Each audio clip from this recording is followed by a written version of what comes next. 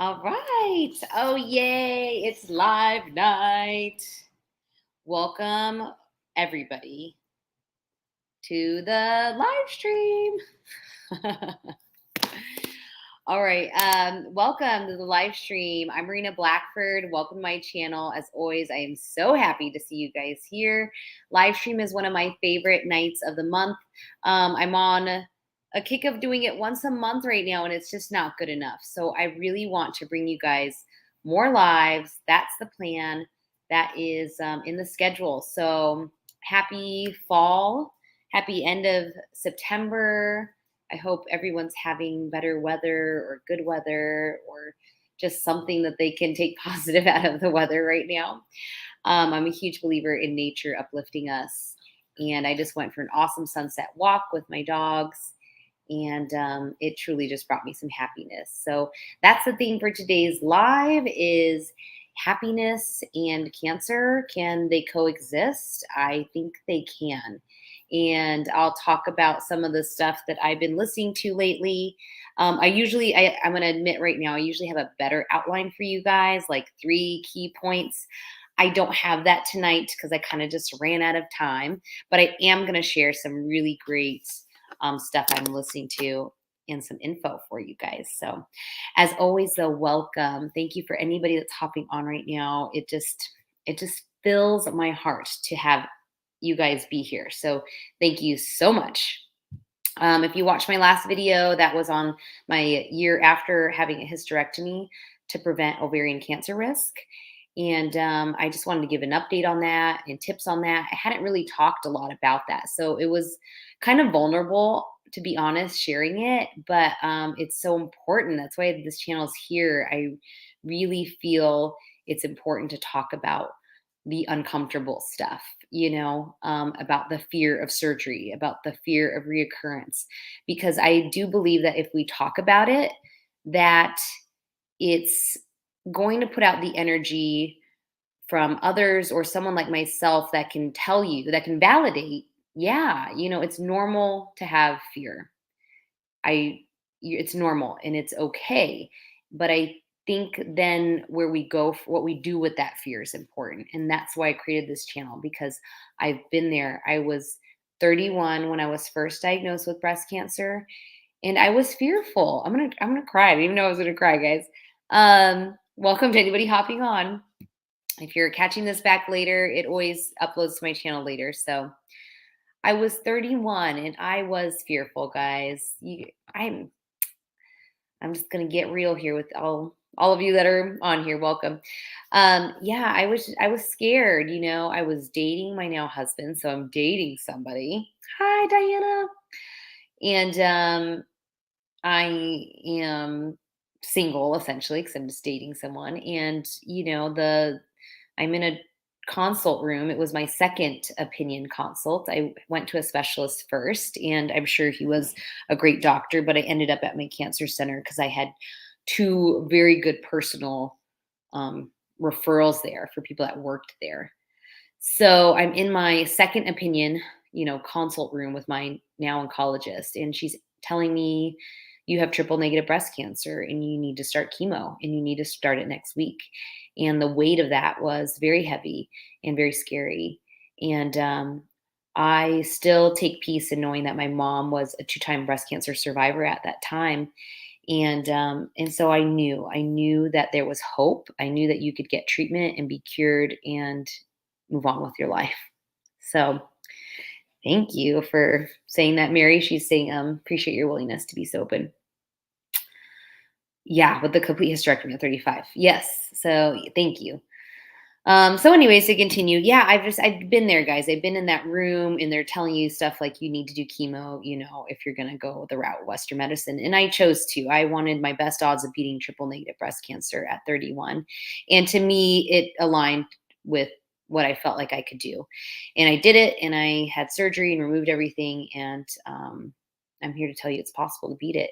And even if you get diagnosed again, you can still Oh, Diana, you're single and it's so scary. It's so scary. Oh, so I was leading to this. And the next thing my oncologist is telling me or asking me, do you want to have children someday? And I'm also like, I've been dating my husband for like 3 months. I think so. I want the option. So, there's just heavy, heavy things going on when you're diagnosed, the fear of cancer. And I always talk about, well, I don't always talk about, I talked about this in an interview for another channel. So I hope we get that video edited and shared soon. But I was scared. I was like, am I gonna live? Like, am I gonna die? Actually, I went the more morbid route. Am I gonna die? I don't know if I said that out loud, but I felt that. And the second thing was like, oh my gosh, how much is this gonna cost? Because it is costly, and that can be very stressful during this time too, guys. So I just want to acknowledge some of the fears and honest things that were going through my mind. And then I'm being asked, do you want kids? And I'm like, yeah. So we did Zoladex to put me into menopause. I started chemo and on it went from there.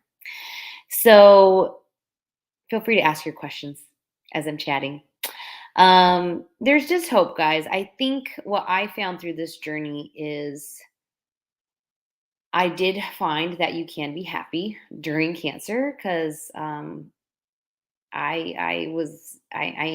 currently happy, because I feel so blessed, and I practice gratefulness, which is something I talk about in one of my other lives. Going to bed every night and writing down 3 things you're grateful for. You can go a longer list than that if you want, but 3 things is just easy, and it makes me reflect on, what's going well, because it's so easy to focus on what isn't going well.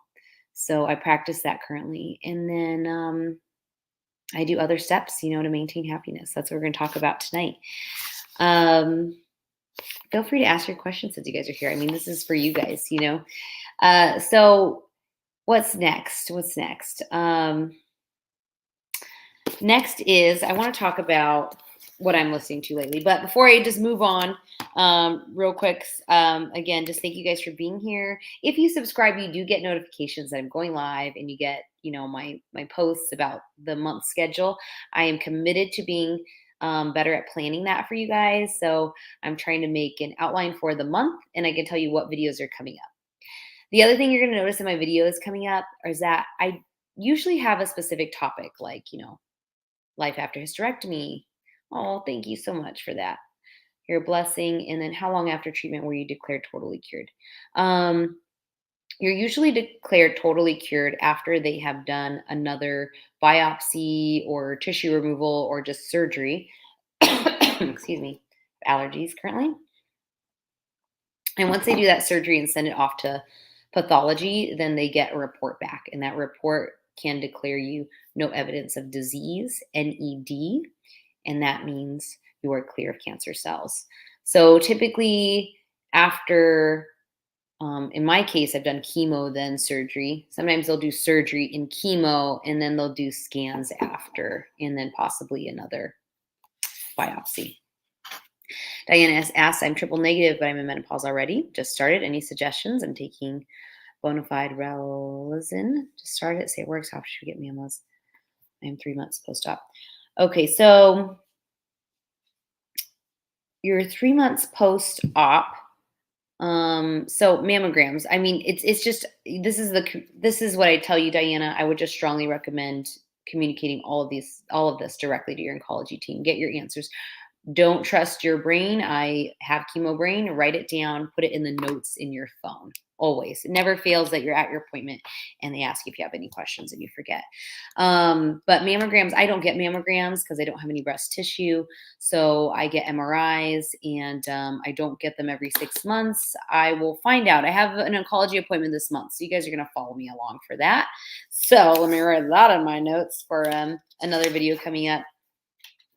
You guys are going to follow me for my oncology follow-up, and I will ask about how often the scans are, because I had one earlier this year. So I don't know if we're doing them yearly at this point. How did your husband handle the whole situation? We sometimes forget about our caregivers in these situations. They're affected too. I have a video on that, Mary, where I interview my husband. So I would recommend watching that video. He is a doll. And he does have some really good advice. So please find that video on my channel. It's Meet My Husband, I think is the title. Right. And it's advice for people that are doing the journey with you. So look for that video.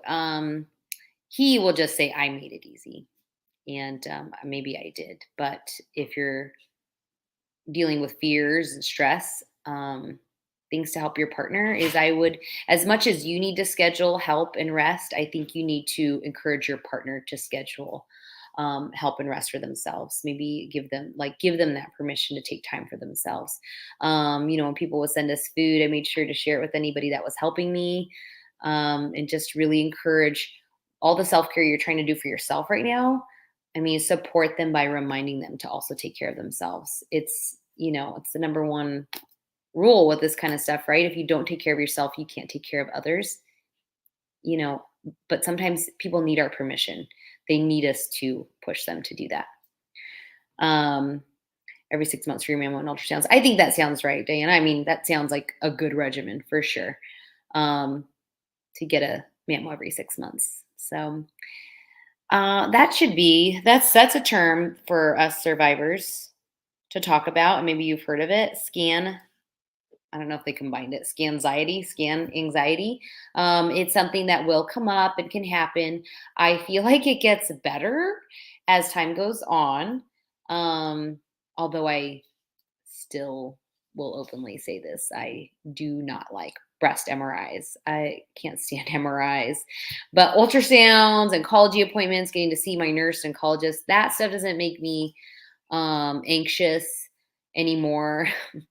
I'm so used to it, I guess. But just know that scan anxiety can happen. So prepare yourself by maybe running through it in your head that day and telling yourself affirmations. Today is going to go well. Today I am cancer free. Today I'm going to have good scans.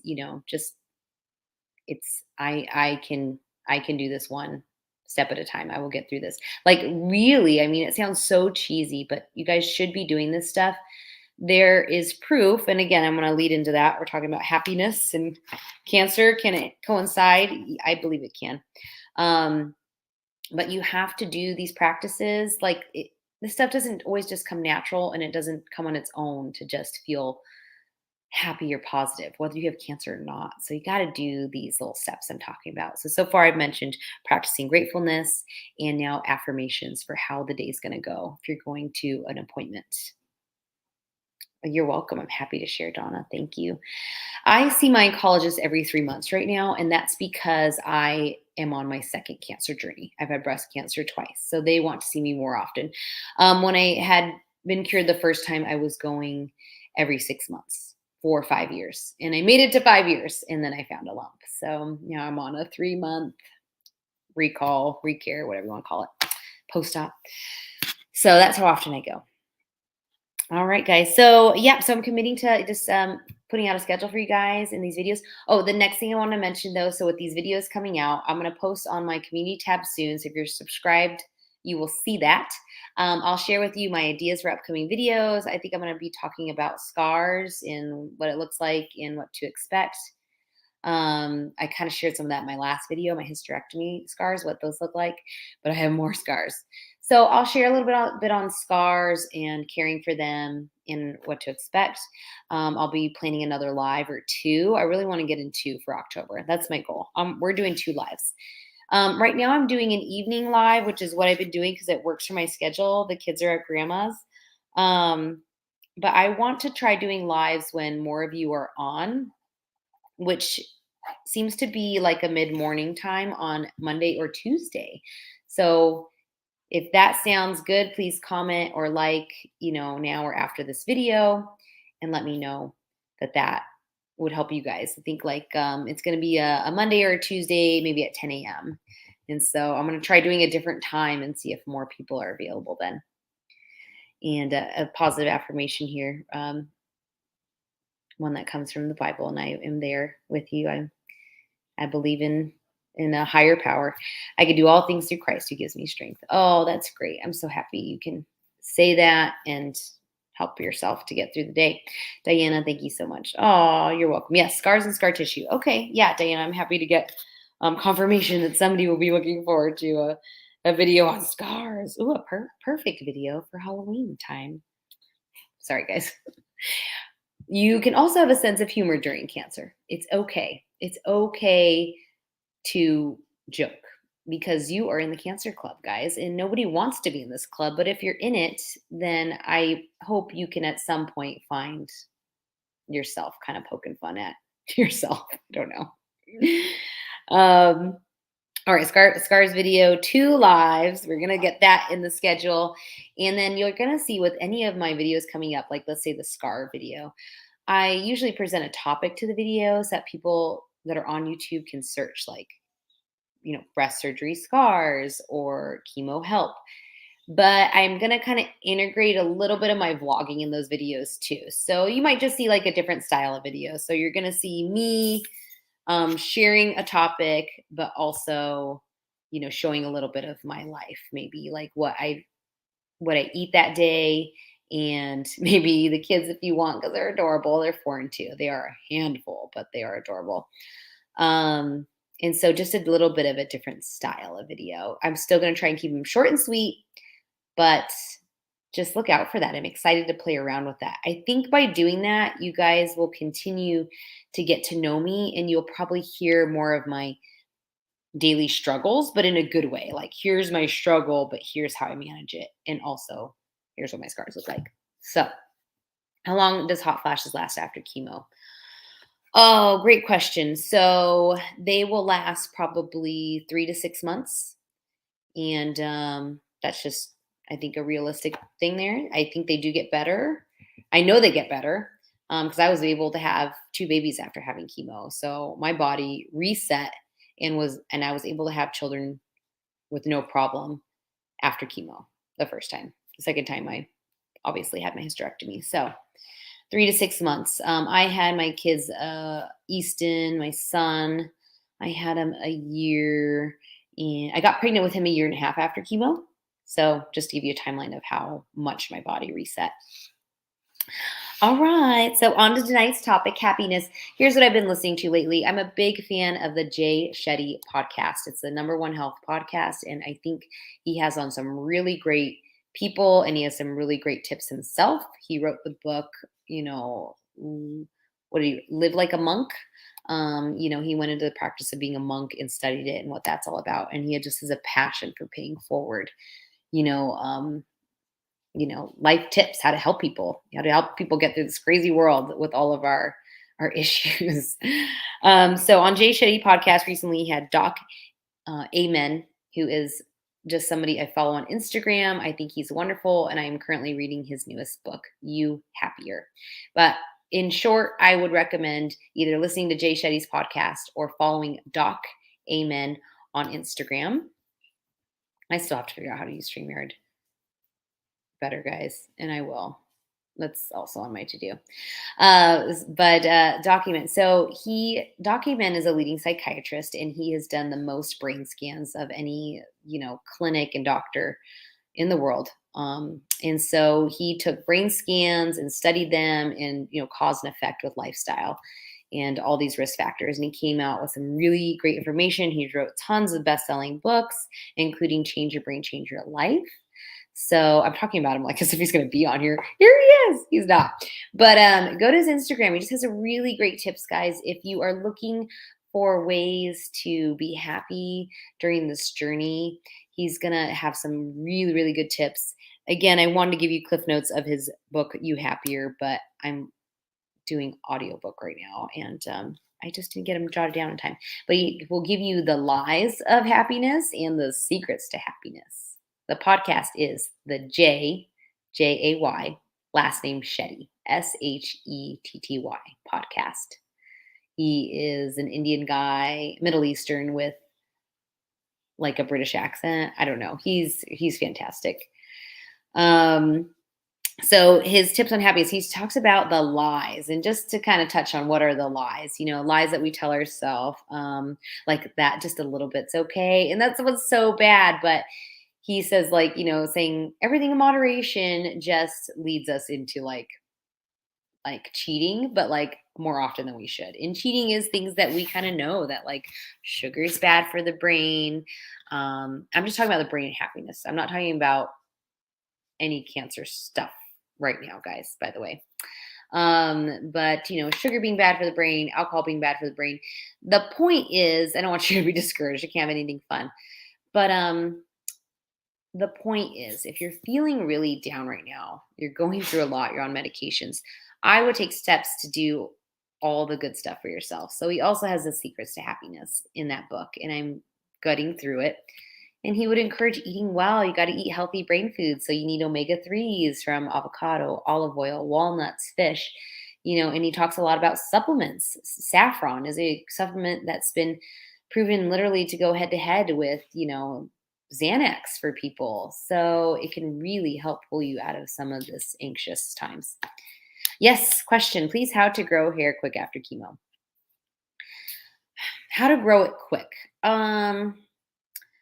Things I believe I have some links in my Amazon store, and that I will put in the comments. It's in the comments of all my videos. Now, it's also on my About tab on my channel.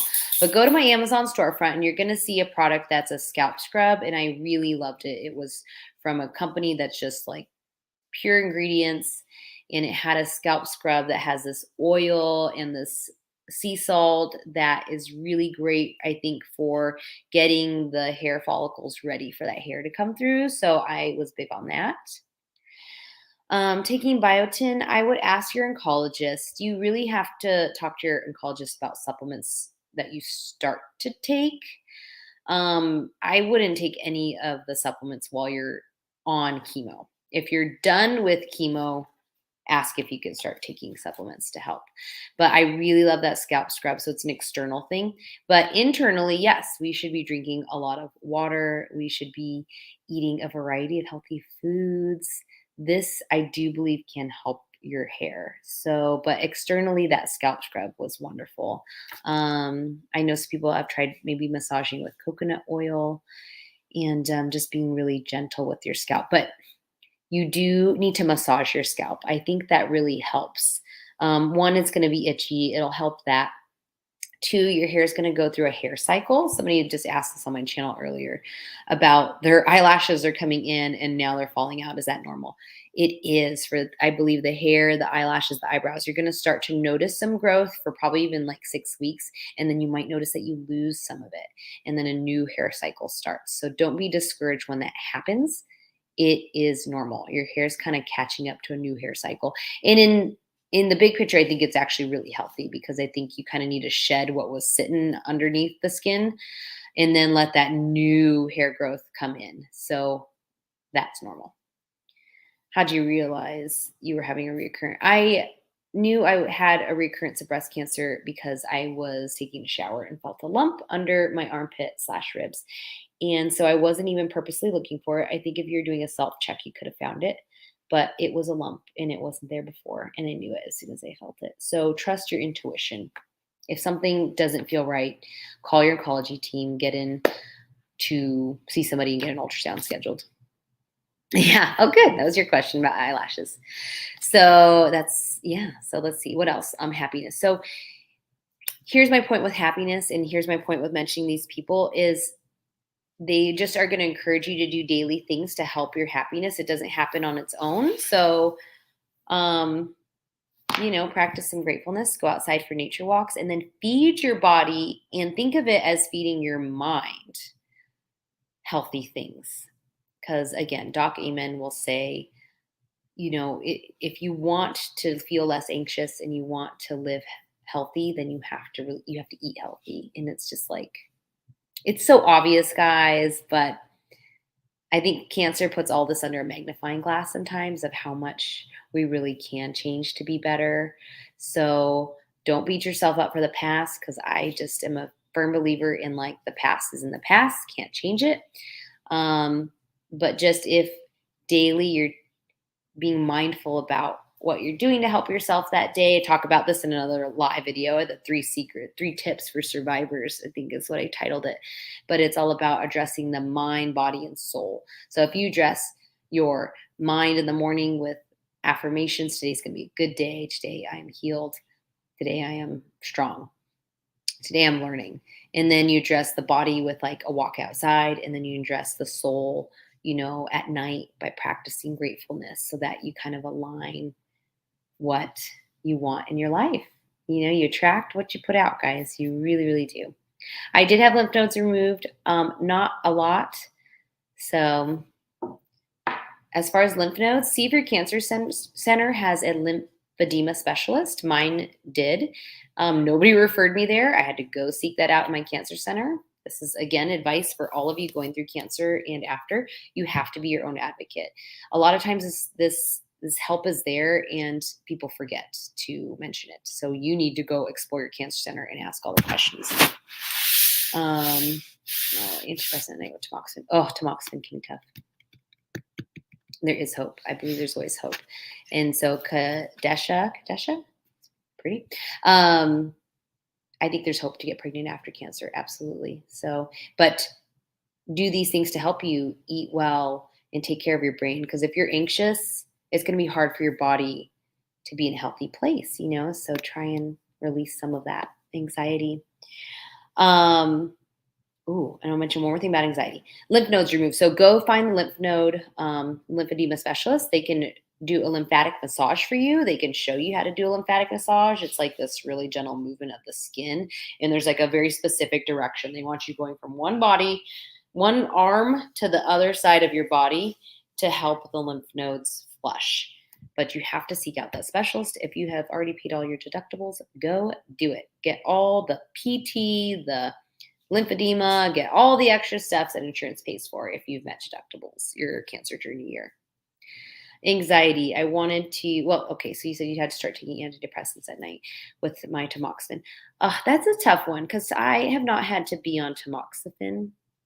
And I have heard that can be really hard because it's forcing you into menopause, right? It's suppressing hormones, I believe, right? And that's going to change how you feel, and it's going to change how you handle things. It's going to change how you sleep. So it's more important than ever to take all the steps for self-care, to have a nighttime routine, to exercise so that you can feel better and hopefully sleep better. And then report all this back to your doctor. I do know people that have done tamoxifen and just at some point just said, I can't do the full 5 years. My quality of life has dropped too much. So that might be a discussion you have to have with your doctors. We're all different on this journey as far as what type of breast cancer we have or other cancers. And so, you have to have these discussions with your doctor because you're a unique person. Thank goodness the world needs you. I'll finish my video with that tonight because I'm going to wrap it up in a little bit here. But I just want you guys to know you are here for a reason. You being a cancer fighter and survivor, when you get through this, you bring hope to others. You bring hope to your family, your coworkers, to see what's possible. You have a story to tell. I would encourage you to be here in this community, to comment and share, to find a Facebook group if you need to, find an actual cancer group if you need to, and just surround yourself with people that have been through it and put out that energy of what's possible because people need to hear your story and you need to be here, just period. We're all here for a reason. We all have a divine purpose. I truly believe that. So getting deep. That's just what I wanted to say. I want to wrap it up with that.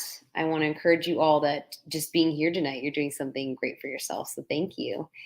And make sure you comment, share any topics you want to see in upcoming videos. Your feedback is so important to me. So, give it to me, guys. Just lay it on me. So coming up, again, I'll put that schedule up soon. So look for that. And I hope you all have a great night. And peace, love, and I'll see you in the next video. Bye, guys.